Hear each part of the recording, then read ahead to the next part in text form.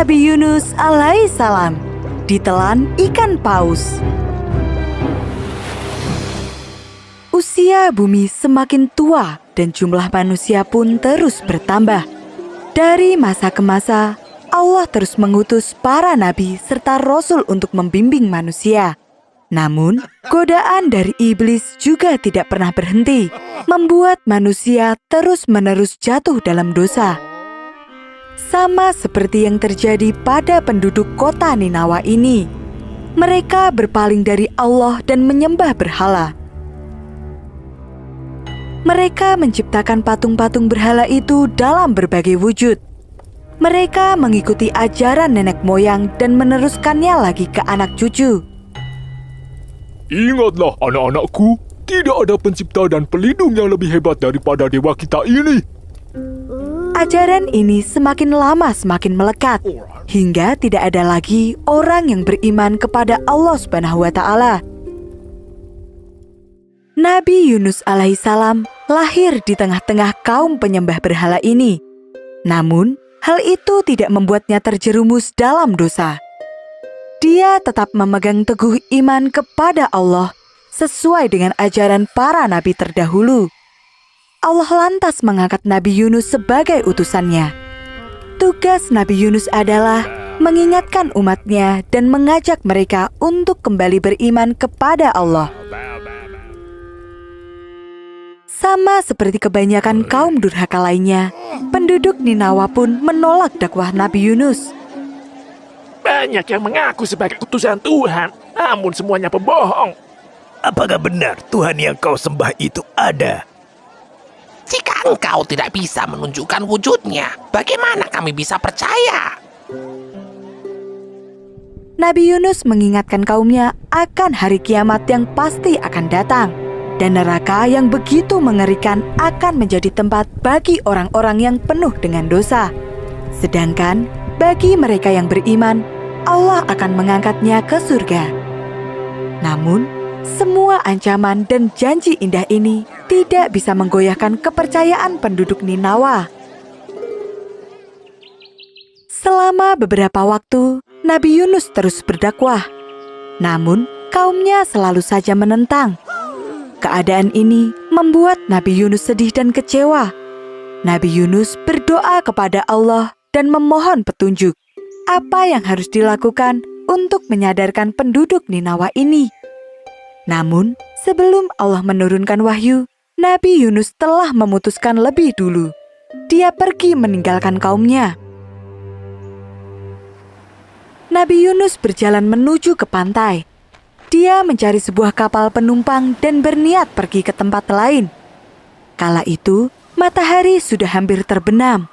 Dan Nabi Yunus masih bimbang, apakah langkah yang dia ambil ini tepat? Namun, ketika mengingat kembali perilaku kaumnya yang kejam, Nabi Yunus kembali marah. Dia pun memutuskan naik ke sebuah kapal yang akan berlayar ke negara lain. Nabi Yunus bergabung bersama para penumpang lainnya. Mereka semua saling berbincang. Hanya Nabi Yunus saja yang memutuskan untuk menyendiri.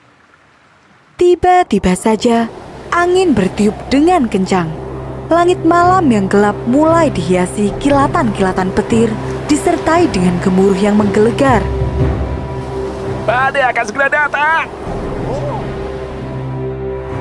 Badai mengamuk dengan ganas, membuat kapal terombang-ambing.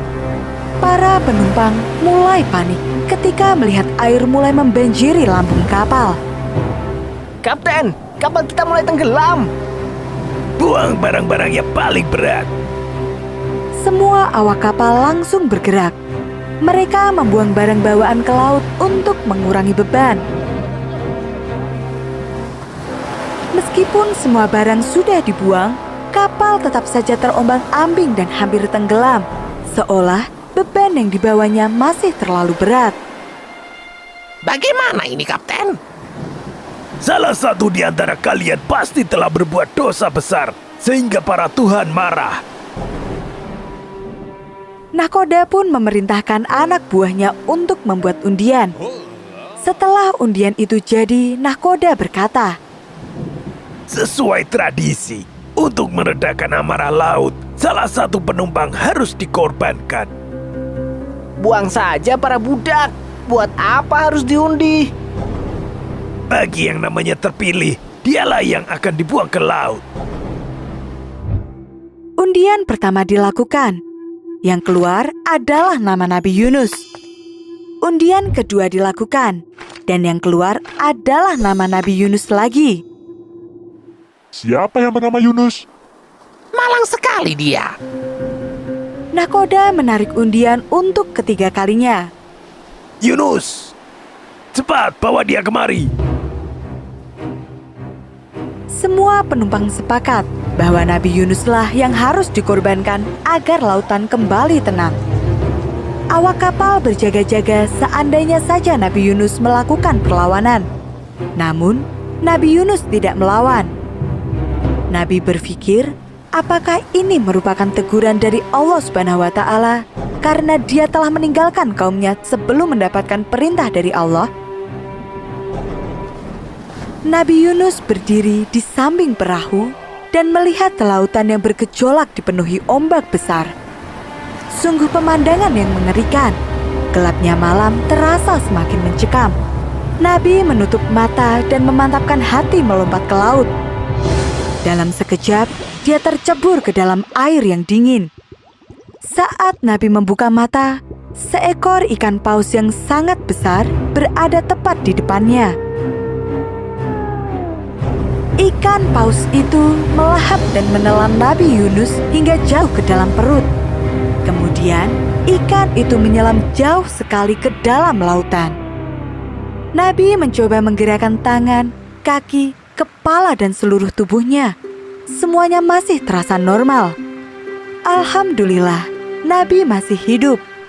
Namun, dirinya kini terjebak di dalam 3 kegelapan, yaitu kegelapan malam, kegelapan perut ikan, dan kegelapan dasar lautan.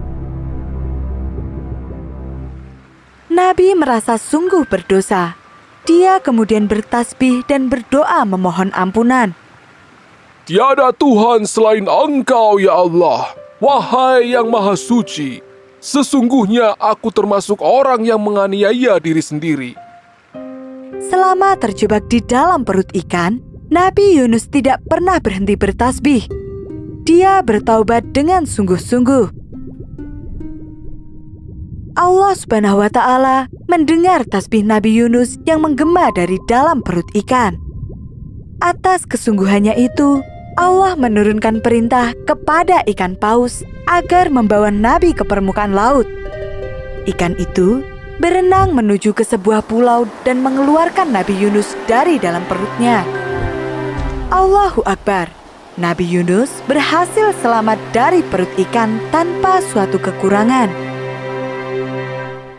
Namun, berada di dalam perut ikan membuat tubuh Nabi menjadi lemah dan kesakitan.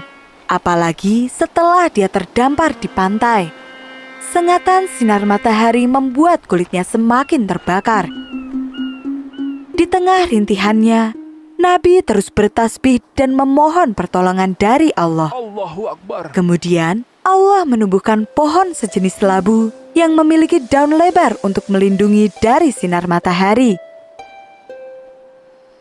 Nabi Yunus bertahan hidup dengan bantuan buah labu beserta daun-daunnya yang lebar. Daun itu mampu melindungi kala panas dan dingin. Beberapa waktu kemudian, Nabi berangsur-angsur pulih dan sehat kembali. Setelah itu, Allah memerintahkannya untuk kembali kepada penduduk Ninawa dan menyampaikan wahyu bahwa Allah telah menerima taubat mereka semua. Nabi Yunus sungguh terkejut melihat kaumnya telah berubah. Ketika Nabi tiba di kota, mereka menyambut dengan hangat. Kami takut akan azab dari Allah akan segera datang ketika engkau pergi meninggalkan kami.